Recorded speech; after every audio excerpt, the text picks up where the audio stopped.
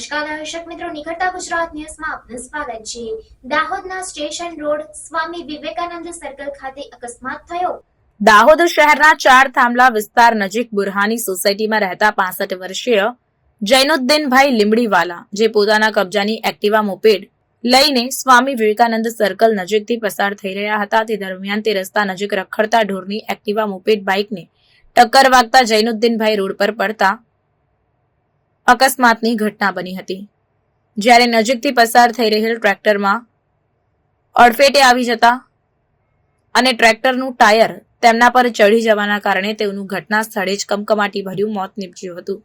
ઘટનાની જાણ Dahod B division પોલીસને થતા પોલીસ કાફલો ઘટના સ્થળે દોડી આવ્યો અને મૃતદેહને પોસ્ટમોર્ટમ માટે હોસ્પિટલ લઈ જવાયો હતો।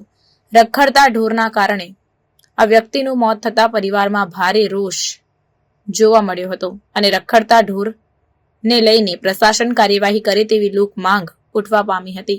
આ સમગ્ર ઘટના બાબતે પોલીસે આગળની કાર્યવાહી હાથ ધરી છે।